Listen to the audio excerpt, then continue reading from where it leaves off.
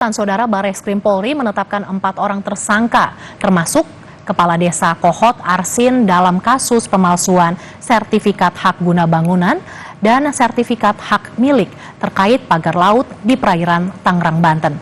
Alasan ekonomi jadi motif para tersangka membuat dokumen palsu sertifikat pagar laut Tangerang.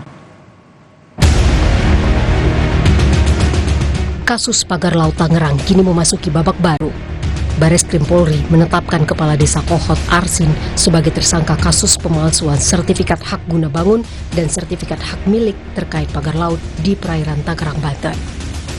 Tak hanya Arsin, polisi juga menetapkan 3 orang lainnya sebagai tersangka, yakni Sekretaris Desa Kohot Ujangkarta, serta 2 penerima kuasa berinisial SP dan CE.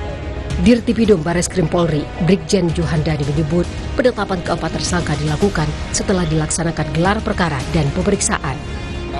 Menetapkan Saudara A selaku Kades Kohot, Saudara UK selaku Sekdes Kohot, Saudara SP selaku penerima kuasa, dan Saudara CE selaku penerima kuasa telah kita sepakat kita tetapkan sebagai tersangka.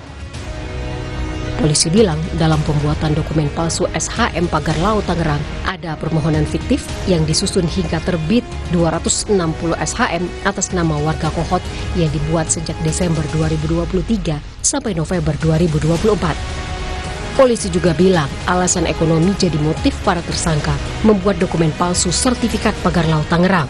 Mana seolah-olah oleh pemohon untuk mengajukan permohonan pengukuran melalui KJSB Raden Muhammad Lukman Fauji Perkesit dan permohonan hak Kantor Pertanahan Kabupaten Tangerang hingga terbitlah 260 SHM atas nama warga Kohot. Kalau kita berbicara motif saat ini kita terus mengembangkan, ya, yang jelas tentu saja ini terkait dengan ekonomi tentang motif bagi mereka. Sebelumnya, Kepala Desa Kohot Arsin mengaku jadi korban dalam kasus pemalsuan dokumen untuk sertifikat pagar laut Tangerang. Arsin menegaskan, karena ketidaktahuannya pada proses pembuatan sertifikat tanah, ia menjadi korban pihak ketiga. Saya juga adalah korban dari perbuatan yang dilakukan oleh pihak lain.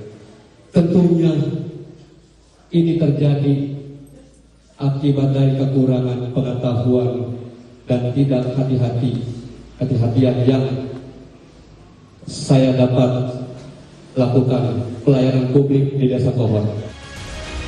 Selain menetapkan 4 tersangka, polisi juga akan terus menyelidiki pihak yang menginstruksikan dan memanfaatkan dokumen palsu pagar laut Tangerang.